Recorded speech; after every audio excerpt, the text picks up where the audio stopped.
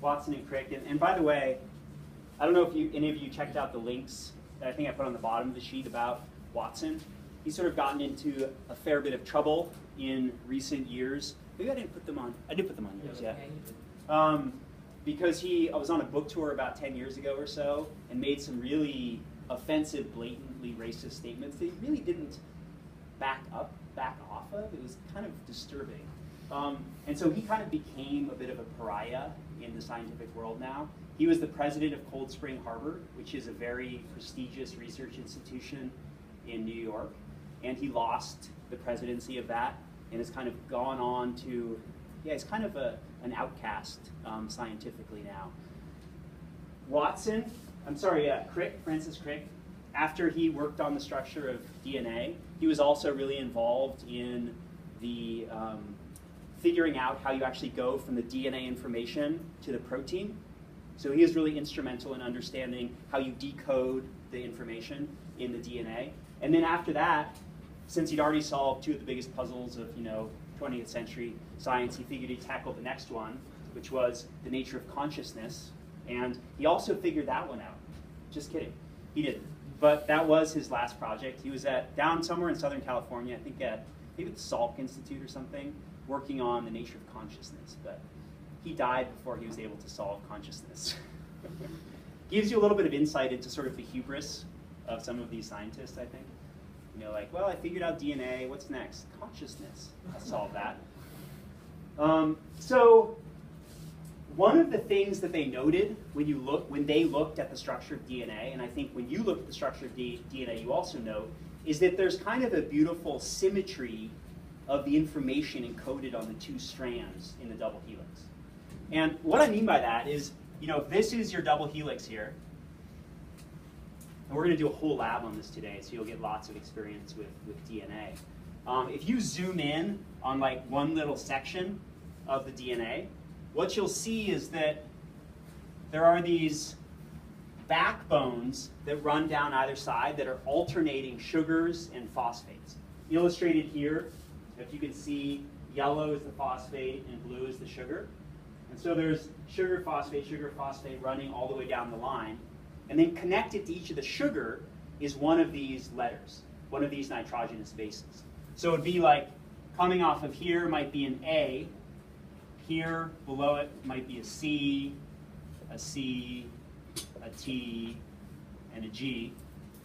And then on the opposite strand, there is always, no matter what, opposite a T, there is an A, and vice versa. Opposite an A, there's always a T. Opposite a T, there's always an A. With the C, there's always a G that is on the opposite side from it. And actually, it's kind of funny, but this was already known to some extent. They knew that in DNA, there were equal amounts of C's and G's and equal amounts of A's and T's. They didn't even discover that. That was already known before their discovery. These two sides are held together with our old friend, the hydrogen bond.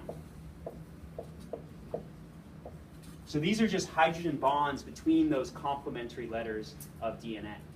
And so the cool thing about DNA is those hydrogen bonds can break and reform, break and reform. And so they had this kind of throwaway quote in their article that said, let's see if I can get the exact wording of it is, "It has not escaped our attention that the specific pairing we have postulated, that means A to T and C to G, immediately suggests a possible copying mechanism for the genetic material." So what did they mean by that? How does this pairing suggest a possible mechanism for copying of genetic material? Let everybody think about it for a moment.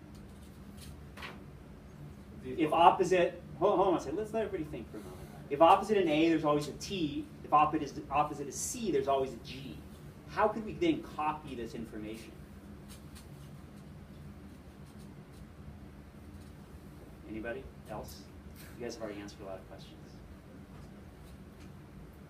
No one else is willing to take a stab at it? Yeah. Mm-hmm. So you unzip the DNA by breaking the hydrogen bonds between it, and then you synthesize a new complementary strand. So what that means is if we take this double helix and we simply break the bonds between them and separate it, we would have a molecule that looks like this.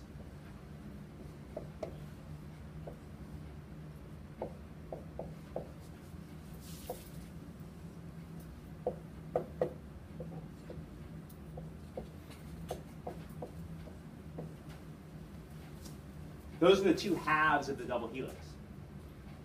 Do you see how each half has all the information needed to reconstitute the original double helix?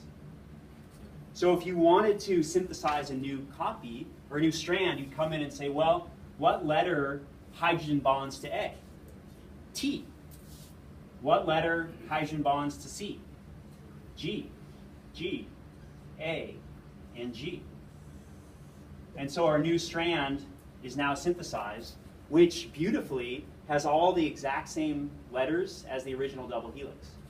And we have another single strand that's ready for an A, a C, a C, a T, and a G to be polymerized together to build the new complementary strand.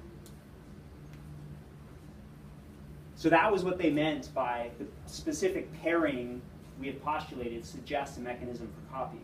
Separate the strands, synthesize a new complementary sequence, and you've got a double section of DNA.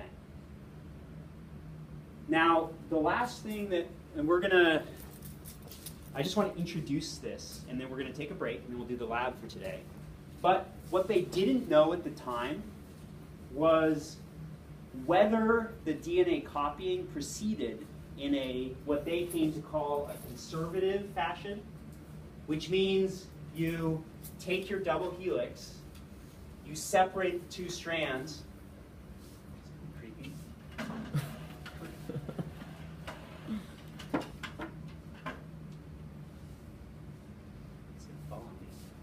You separate the two strands, then you synthesize a new complementary side to each, and then you reassemble your original double strand and you put together the two copies. This is called conservative because you conserve the original DNA double helix. And you can kind of ponder or think about in your mind why that would make sense. Why would it make sense to keep your original and not just have half be new and half be old, which is what semi-conservative replication would look like. Where it's what I drew over there. You separate the two strands, you synthesize the two copies, and you're done. And then for completeness, another idea is dispersive, and dispersive gets represented in somewhat different ways, but in this case you have each strand being a hybrid of new and old DNA. So depending on how DNA replication occurs, perhaps this is also a possibility. So what we're going to talk about on Wednesday is this experiment called the Meselson-Stahl experiment, where they figured out which one of these three options it is. And all they used was essentially a solution of syrup.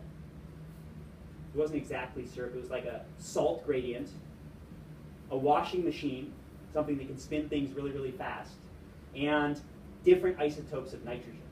And they were able to figure out which one of these it is. So we're going to walk through, and that's our final experiment we're going to talk about on Wednesday. Okay? So let's take a break, and then we'll get started with the lab.